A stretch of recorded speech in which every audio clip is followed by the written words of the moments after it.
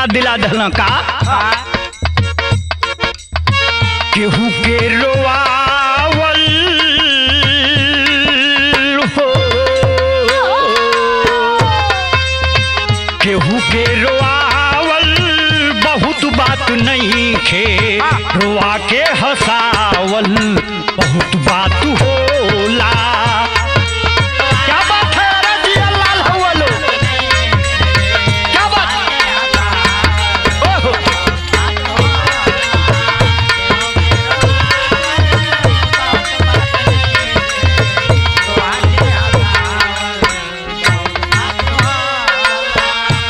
जब भी भैया इस समाज के आईना बदे या समाज के सचेत करे बदे है केहू के मुआवल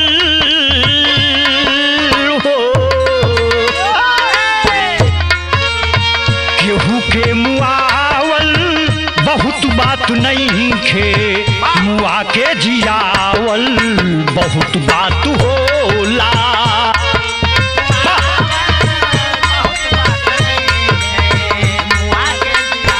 क्या बात है रे जिया लाल हवालो।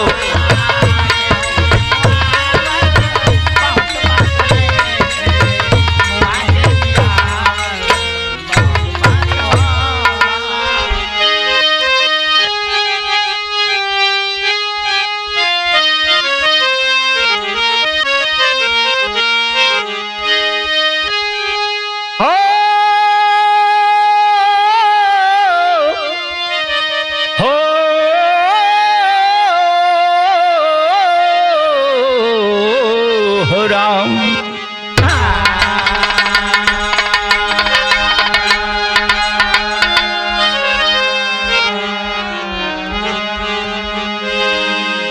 आई भैया, मैं लोकगीत बिरहा गायक कलाकार राकेश यादव पप्पू अरे वाह, आप सभी श्रोता दर्शक बंधुओं के चरणों में कोट कोट नमन प्रणाम अभिनंदन वंदन करते हैं। क्या बात है।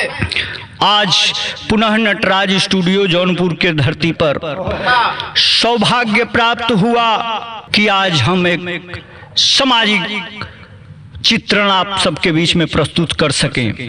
अंकुर भैया के देखरेख में आपका आशीर्वाद सदा मिलते रहता है, आशा करता हूं कि आगे भी मिलता रहेगा। मास्टर साहब जेपी भैया भूमिका के लाइन में कहना बका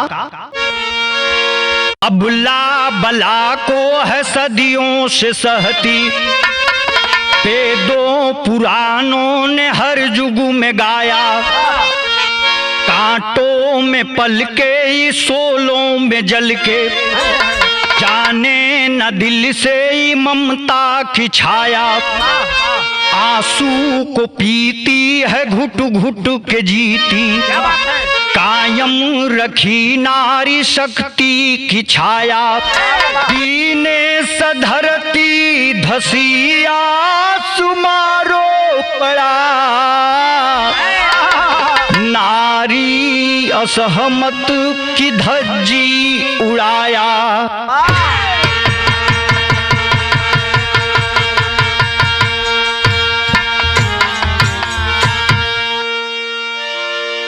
आंसू को पीती है घुट घुट के जीती है, कायम रखी नारी शक्ति की छाया, पीने से धरती धसी आसमारो पड़ा, नारी असहमत को जब कोई धज्जी उड़ाया। ए भैया हमरे बिरहा में आगे बढ़ला से पहले एक लाइन गजल लगल, कैसे मास्टर?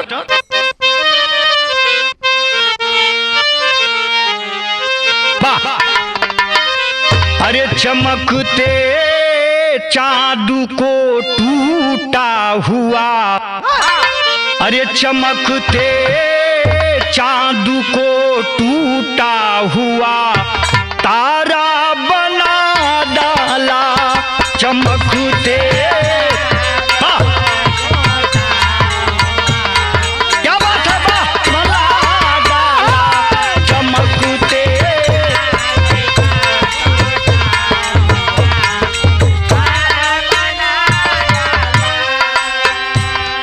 चमकते चांद को टूटा हुआ,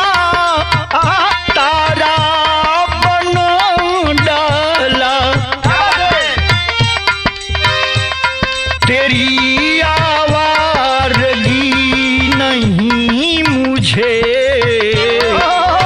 तेरी आवारगी ने मुझे आवारा बना डाला चमकते जादू क्या बात है।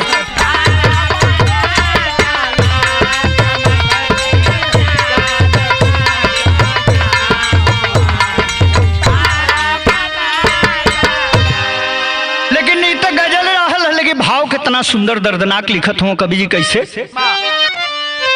विधाता ना समझ आता,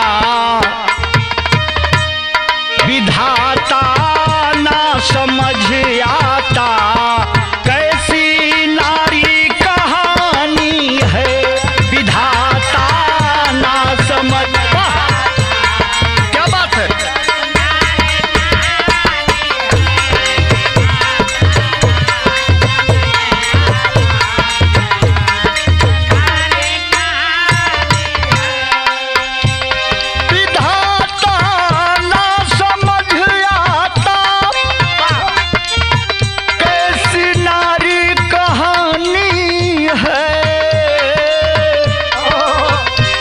कहीं कोठे की मालिक है, कहीं कोठे की मलिका है, कहीं झांसी की रानी है, कहीं कोठे। बाबा क्या बात है।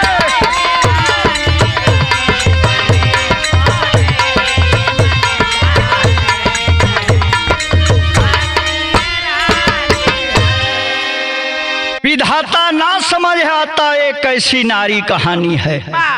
यही काली दुर्गा भी कहती है, यही सुपनखा और डायन चुड़ैल भी कहती है। कहीं कोठे की मलिका बन जाती है तो कहीं झांसी की रानी कहती है। वाह, विधाता को कोस रहे हैं हमारे कवि जी। ये बात कहाँ के बा, घटना कहाँ के बा मार्मिक।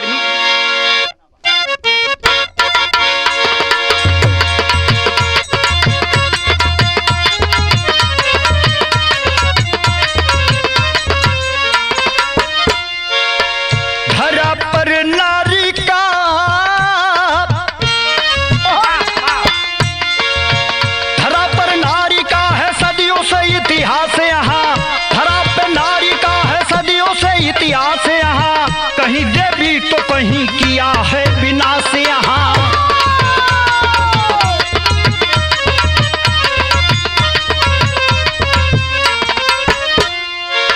यही नारी बनो माता, यही नारी बन माता ममता को लुटाती है, यही नारी बन माता ममता को लुटाती है, यही नारी ठोकर खा जीवन भर मर जाती है।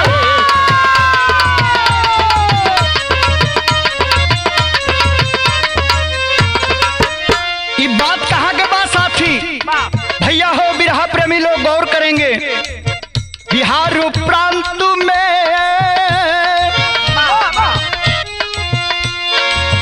बिहार प्रांत में एक सीतामढ़ी जिला है, बिहार प्रांत में एक सीतामढ़ी जिला है, सुमंत लाल का बयान वहीं मिला है।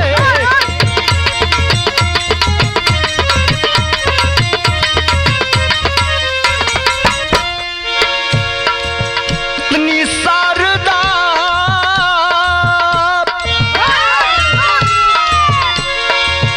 पत्नी शारदा बस बेटी एक सीता है, पत्नी शारदा बस बेटी एक सीता है, गरीबी में सुमंत सबको लेकर जीता है।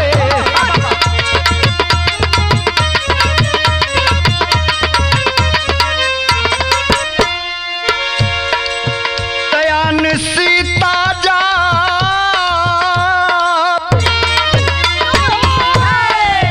दयान सीता जा मजदूरी किया करती थी, दयान सीता जा मजदूरी किया करती थी, गंगा राम के हरकत से तंग रहती थी।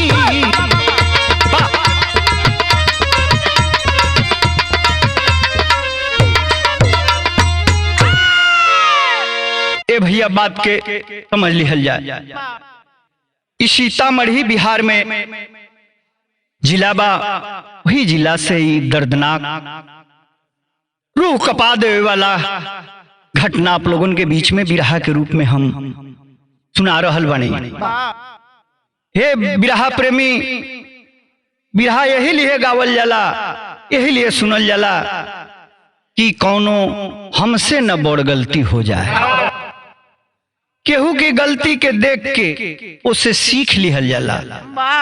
हमारे कवि जी समाज के आईना दिखावे बदे अपन मेहनत जोन है कि पन्ना पर उतारे ना। सीतामढ़ी का ही बात हो, सुमंत लाल वहीं थे, उनकी पत्नी का शारदा नाम है, के बिटिया बा दुलारी प्यारी जेकर नाम सीता बा। वही जो सुमंत लेके परिवार के गुजर बसर करत हुए गरीबी में जीवन यापन करत न, गंगा राम के घर में जाके जोन है कि शारदा चौका बासन का काम करत है, अपने गर्रा मजदूरी का काम करत हुआ। सीता के सपना बाकी सीता के पढ़ा लिखा के हमन को बड़ा अनु अधिकारी बनावल। हमरे बिरहा में एक लाइन तर्ज लगल मास्टर साहब,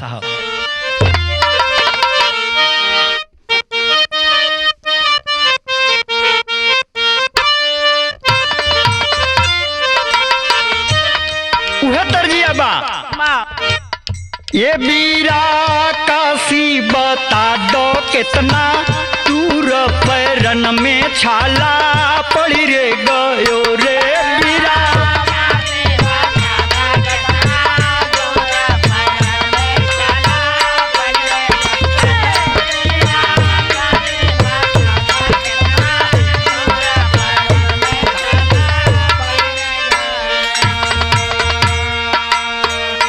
उस समय का कवि बात लिखत हुआ, इस शारदा जाके चौका बासन करत है।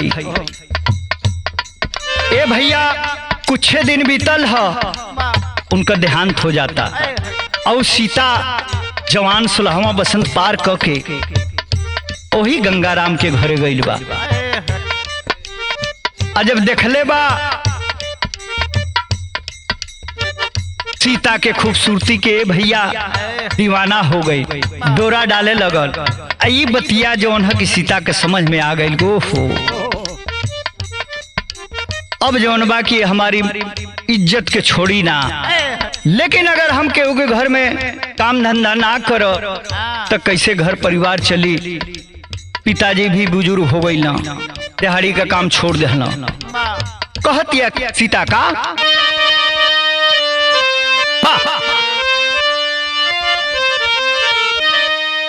ये बीरा काशी बता दो कितना दूर पैरन में छाला पड़ी रे गयो रे बीरा।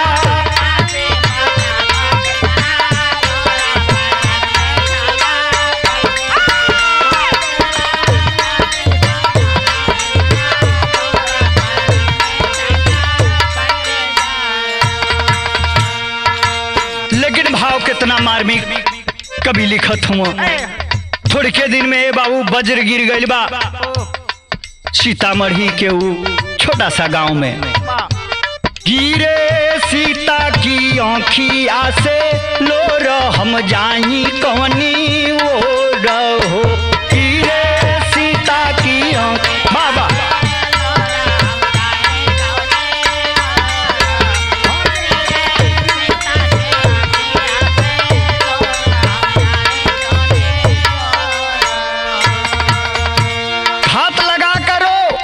मंचला सेठ का लड़का पहले से तैयार था, उस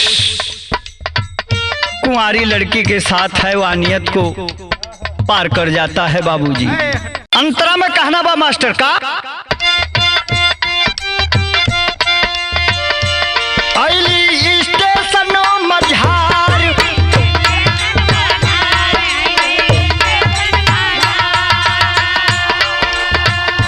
भैली गाड़ी में सवार।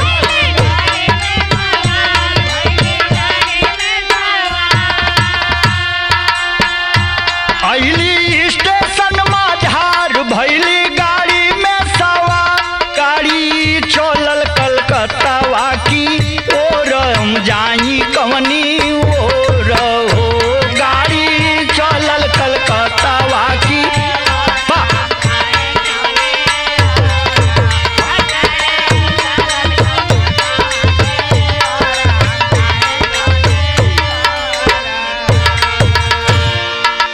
ए बाबू सीता के साथ बलात्कार हो जाता है। जा करके कुछ गांव के लोगों से कहती है। इसके बाद उल्टा उसको डांट फटकार मिलने लगा। जो गंगाराम के खास थे उसे चप्पल और जूता से मार करके कुलछनी बता करके और कह रहे कि मजा मारने के चक्कर में तुम और उसे फंसाने के चक्कर में ये सब बयानबाजी कर रही हो। तुम्हारे जैसे लोग इस गांव में नहीं रहेंगे। ए बाबू लड़किया के गरीब समझ के लात घुस्सा से मार के कपड़वा पड़वा फाट गई हो, भगा दी हले हम लोग। जाके कलकत्ता का गाड़ी पकड़ के कलकत्ता में जाके टुकुर टुकुर बैठ के पत्थरे पर ताकतिया कि अब हम का करी, अगर हम वहां से नहीं हो भगती तो हमार जान का खतरा रहल है। तेरी के भाव में कभी लिखत हूं का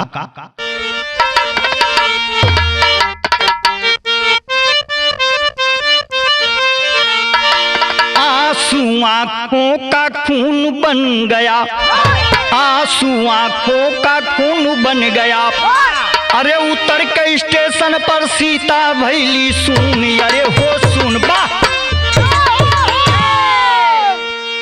आंसू आंखों का खून बन गया, उतर के स्टेशन पर सीता भैली सुन, आंसू आंखों का खून बन गया। ए बाबू रोत बिलखत रहवे कई, कपड़ा लत्ता गंदा बा, कुछ फटल बा। आजवन कुंवारी लड़की के अंदर से पीड़ा रहल रहबे कर। दहशत में उस ट्रेन पर जाके बैठती है और पता नहीं चला उसे कि कब वो कलकत्ता पहुंच गई। वहां सोच रही है कि अब क्या करूं, भूख लगी है। चारों तरफ टकटकली लगाकर निरेख रही है, कोई तो हमें हमारा सहारा बन के आ जाता। सरंगा के धुन में कभी मार्मिक बात लिखत हूं बाबू।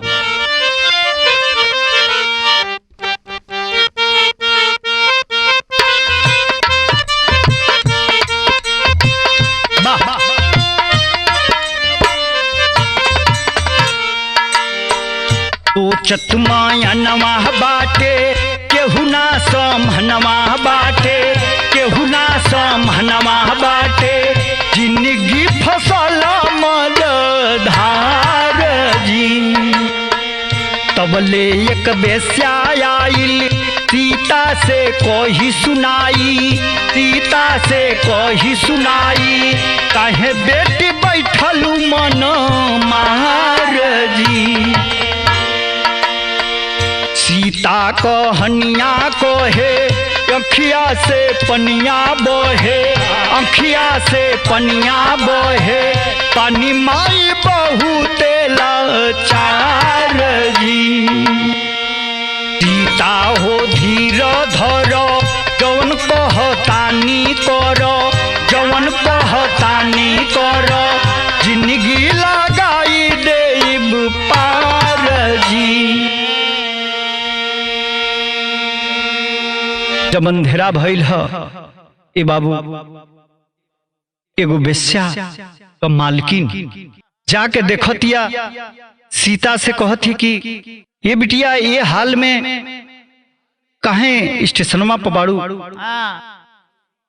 अब देखले बा सीता, सीता के एगो जोन है कि किरण दिखाई देला, आशा का उम्मीद जगल है।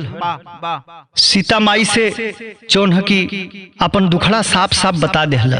ए भैया 2-4 किलोमीटर तो गई ही ना रहे चट्टी चौराहा पर, उतना दूर जाके सोचती है कि का करी। और वही बीच में एगो आशा का किरण दिखाई देला सुबुढ़िया, लेकिन वो बेस्या रहा।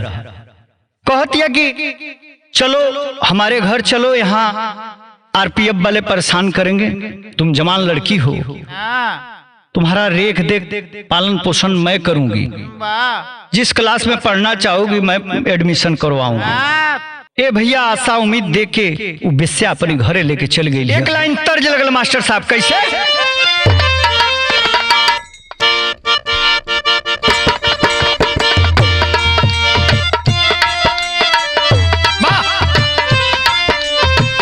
अरे बात जपे भैया बा, कोनो लड़का लड़की से कहता कि बहुत हो गए, फलनवा फलनवा शिकायत करत रहा महस त विश्वास ना होत रहल ह, लेकिन आज रंगे हाथ पकड़ लिहली। कहता का जा जान जा जान गईली हो,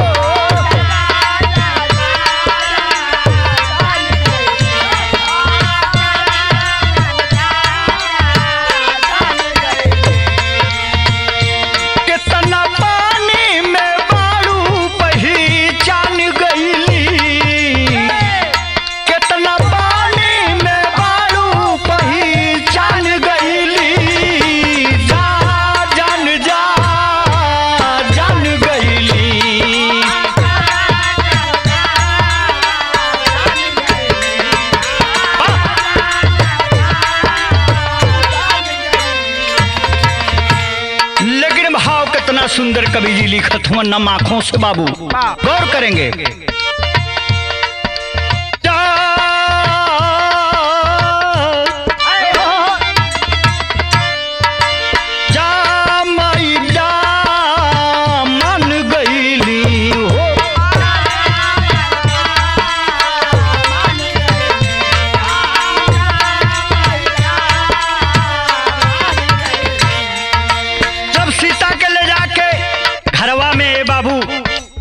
बनवा देले बा और बेश्या को लोकरे घर में वो कोठा में रहली।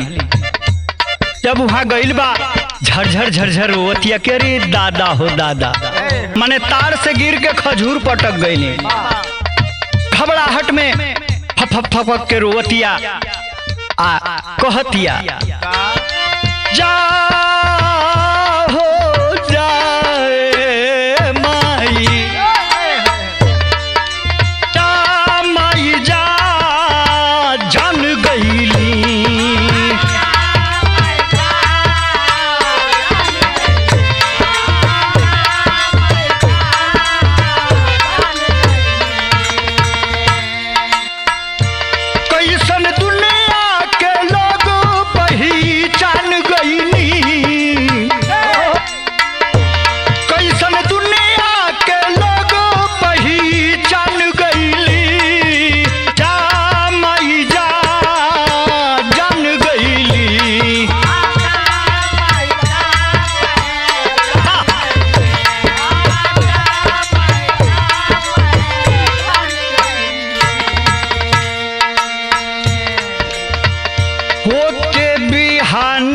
सुमन बाई धमकवली, नाचे गावे के पड़ी बतिया बतवली। सीता मनवा में जुगुती के ठान गईली, सीता मनवा में जुगुती के ठान गईली।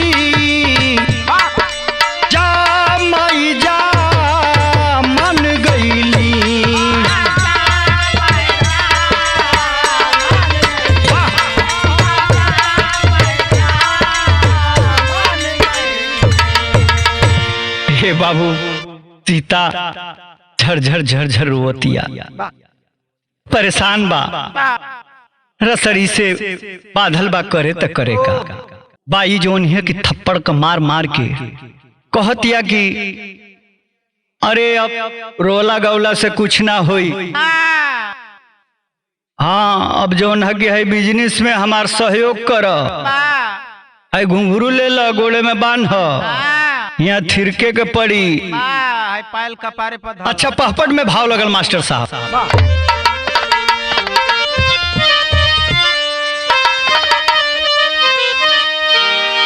सीता सुनली बाई का बयानवा मनवा लागल बा, सीता सुनली बाई का बयानवा मनवा लागल बा, करब माई बाबू का दर्शनवा मनवा लागल बा।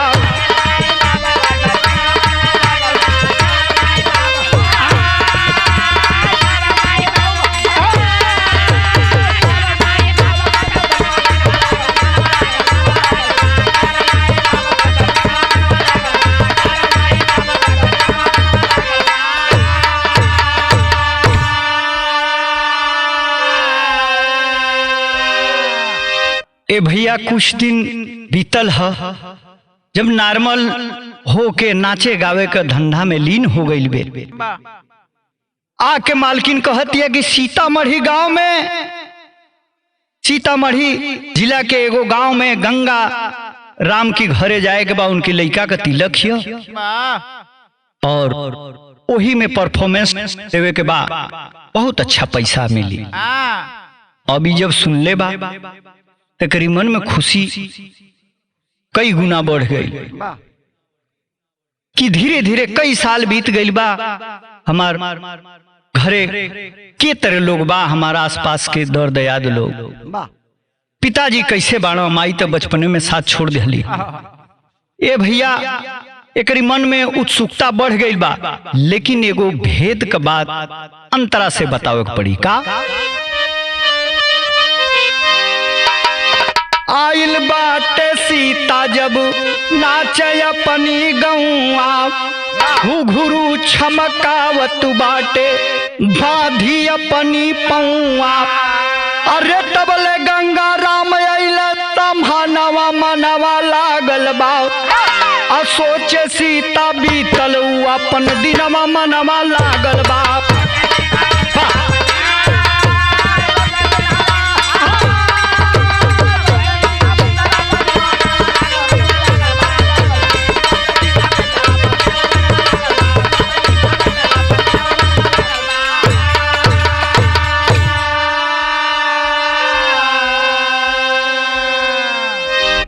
गंगा राम के जब देखले हुआ, गंगा राम को जब सीता देखती है खुशी से पागल, अरे वाह हमार शिकार हमारी लगे चल के चली आए।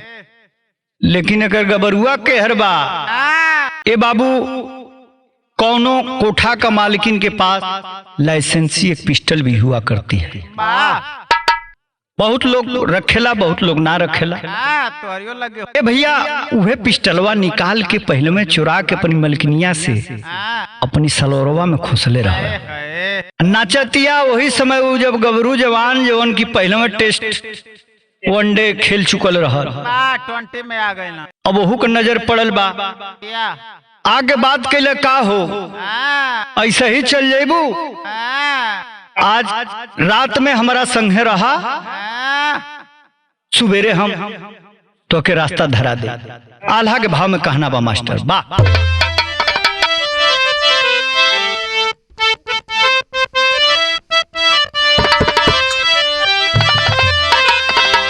अरे करब भलाई तो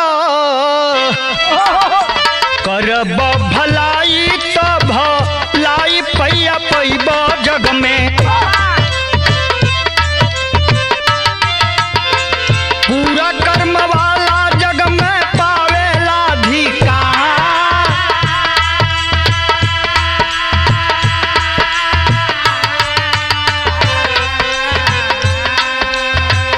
कहले बगंगा से सीतई बचनिया तहिया,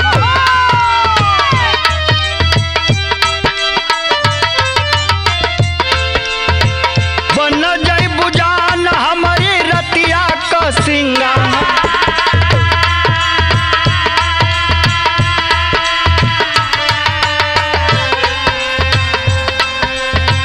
सुनी के सीता कयब मानवा भी हंसी गईले। गंगा राम साथे अइली कमारा मझरा।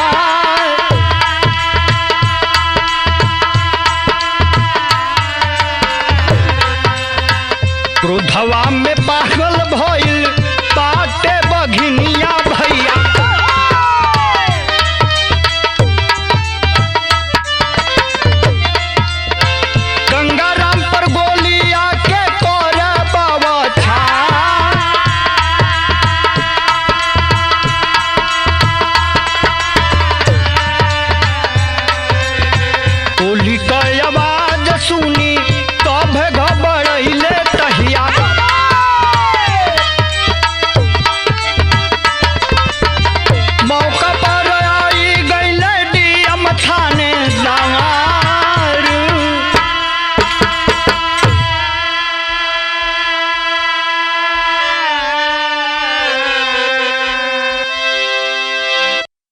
ए बाबू अवसी और जे अहियास किस्म का होला ओकर मन ललचते रहेला, लालच में वो पाप पर पाप करते रहता है।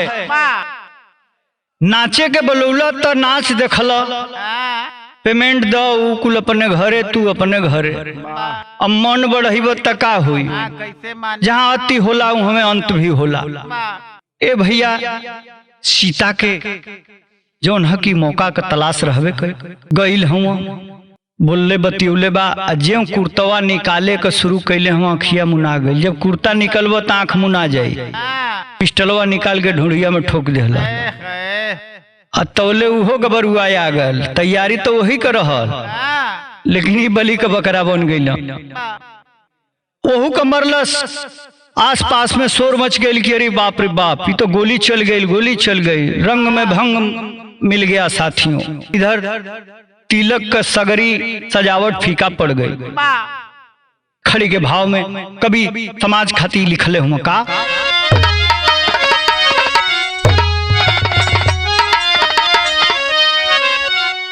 अरे लूटला सही है ये जटिया बदकार बाबूजी, आबरू लूट के दिहला से गौवा से निकार बाबूजी।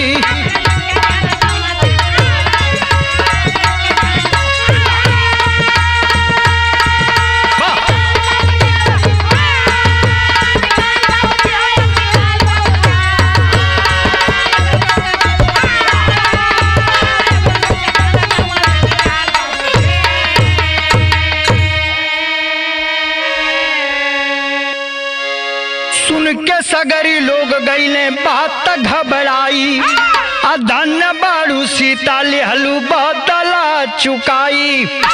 अरे तोहरे ऐसा लोग करी अब उधार बाबूजी, तोहरे ऐसा लोग अब करी उधार बाबूजी, अबरू लूट के दिहलस गौवा से निकार बाबूजी।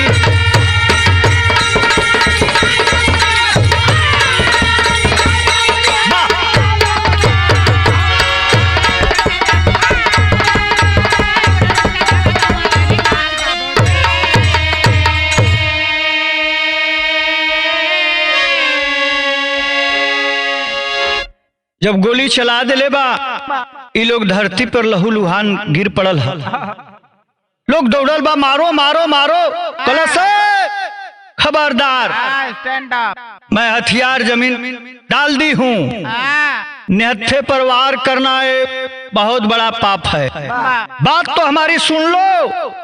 वही सीता मैं हूँ, इसी गांव की नाक थी, इज्जत थी, आबरू थी। इसी गांव में इन्हीं मंचलों के द्वारा मैं छेड़ी गई, मेरा बलात्कार हुआ और उल्टा मुझे फंसाया गया, उल्टे मुझे ही कुलछनी कह करके और गांव से मार के भगा दिया गया, इसलिए कि मैं गरीब थी। मेरे लिए कोई पुलिस थाना, कोई कोर्ट कचहरी नहीं है, मैं बेबस वही हूँ, तैयारी करके आई थी। आज हमारा मकसद पूरा हो गया है। रिवॉल्वर उठा लो गांव के मुखिया, मेरे ऊपर 2-4 फायर और छोड़ दो, हंसते हंसते सह लूंगी उस फायर को। लेकिन ये भैया बगलिए में थाना है, थाना से कोतवाल साहब पहुंचल हुआ, दरोगा साहब पहुंचल हुआ, डीएमओ साहब पहुंच गई ना, बात बड़े लेवल का हो गए भैया। और जैसा जो करेगा उसको वैसा भरना पड़ेगा। अगली कड़ी में कहना बा मास्टर साहब का, कुसुम पराग स्वामी गुरु जद्दू भोला की बलिहारी, काशी और सुरेंद्र संग में दिनेश कवि कपारी हो।